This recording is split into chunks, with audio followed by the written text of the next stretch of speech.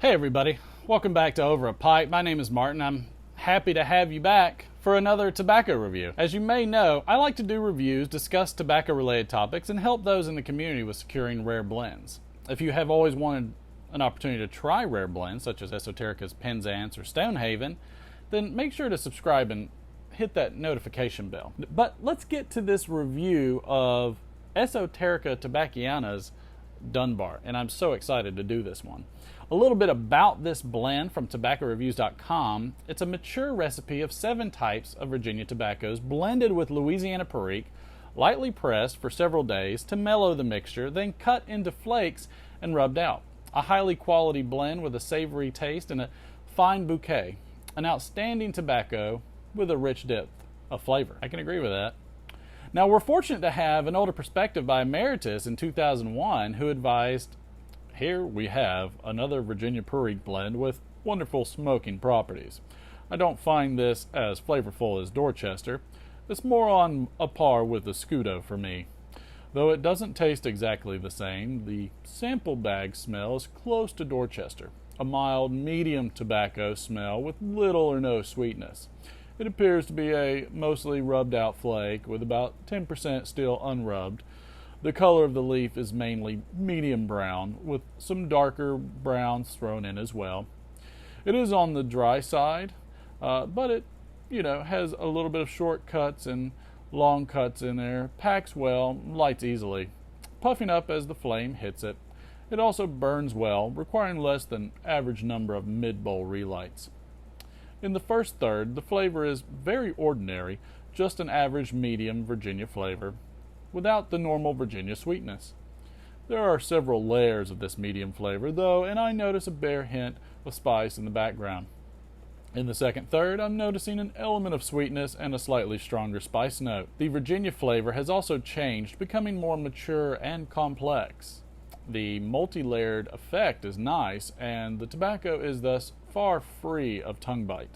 The taste is somewhat delicate, not exactly full, but flavorful nonetheless. In the final third of the bowl, the flavors mature and merge, though the spice remains a fairly minor part of the blend compared to its role in Dorchester. This part is especially good if you leave the pipe overnight and go back to it kind of a DGT style. It is by no means full of or highly complex, but it is a nice, tasty smoke that has only minor bite problems and no moisture buildup at all. Overall, a very nice but not overly special blend. I much prefer Dorchester to this one, even though it bites more for me. For best effect, use a deep bowl and smoke slowly. Virginia Perique fans should enjoy this one and should have no problems finishing my sample. Yeah, a little long-winded, but you know what? I get what he's trying to say. Now, shall we discount our most recent opinion, which comes from Habanero Hardy, who in 2019 just recently stated, about a month ago, a fellow Pipe Club member gave me a Ziploc bag labeled Dunbar that I'm pretty sure had been previously given to him, and he asked me to try it. A few days later, I tried it, and from the tin note, which was a Ziploc bag, I detected mostly Perique or a moldy bread smell, possibly from the Virginias. At least, to me, that's what I can make out. It smoked kind of a one-dimensional, bland, tasteless, etc. A week later, he asked me how it was. I'm not one to insult a gift, but asked him if it had been home blended with other ingredients, and he replied, no. I said, I thank you for the gift, but if you want my honest opinion, it really was one-dimensional smoke, as stated earlier. He said he could not get any Virginia taste out of it either, as was the opinion of others in our club. I was hesitant to write this review because maybe it was mislabeled by accident with no malice intended, or sat out on the other guy's dashboard for a long time. Ha! I've smoked some more of this, and I keep looking for the 11 herbs and spices, and I can't find them. And this one gets a lot of glowing reviews about all of the flavors. I wish I could get my hands on a tin or a bag, but the only place I could find it offered was $140 for an 8-ounce bag, and way out of my price range to compare the difference. I am curious, but not at that price. I'm giving this a 2-star in the hopes that I can come across some more at a future date and we'll update this review, but what I smoked I cannot really recommend at this time. Esoterica tobaccos are as hard to get as looking for a needle in a haystack, but recently my luck has changed and I was able to buy a tin of Pembroke, and we also were allowed the opportunity to buy 1 ounce of Penzance. I'm looking forward to reviewing these two shortly. Most of my reviews are probably more about the experience surrounding the blends that I try. Here's my expertise when it comes to tobaccos. Yep, that is an English blend. Yep, that is a Virginia blend. Yep, Perique is in there. And yep, that is definitely an aromatic. Anyways, I have fun keeping track of what I've tried, and I'm wondering if I'm getting addicted to writing reviews. Maybe that is why I buy something different every week. I hope not. I'm running out of cellar space. That might be one of the best reviews I've ever read.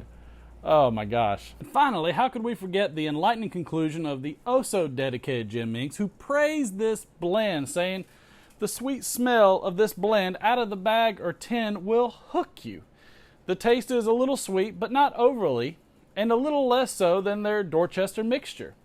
I get the light hay, grass, and wood with some earth, citrus, and a little dark fruit that blends well with the rich apricot, raisin, and fig notes. There's more plum, raisin, and figgy Perique here than there is in Dorchester, but the Perique is a light addition, and how much you get in a bowl occasionally varies, so its impact will obviously vary as well. What you do get in every puff is a well-crafted, tasty smoke that packs well, burns at a moderate pace, cool, clean, smooth, and leaves little moisture in the bowl. It requires few relights, it won't bite or get harsh, has a mild nick hit, a very pleasant aftertaste, and mildly stronger room note. A fairly gentle blend that can be smoked all day and contrasts well with stronger vapors that are less sweet. We appreciate that. Now, this brand is Esoterica Tobacciana. It's blended by J.F. Germain & Son. The blend type is a Virginia Perique. The contents are Perique in Virginia, no duh. The cut is ready rubbed. The packaging comes in a 2-ounce tin, or you can get these in an 8-ounce bag. Now, for me, the tin note that I was getting from this specifically was tomato with some subtle hints of sweetness. The pre-light was honey and oats, and the moisture was smokable right out of the tin, but I'd give it about 15 minutes of drying time. The strength, I would say, is medium. The taste is medium. I couldn't detect any flavoring, though I'm sure there are casings on it. The room note is tolerable and not offensive. That's going to wrap up another tobacco review. I really appreciate you stopping by and having a pleasant smoke with me. I hope you enjoyed this review and were either entertained or just maybe got some actual information about whether or not you would like to try this blend. But until next time, this is Martin from Over a Pipe, leaving you with some final words.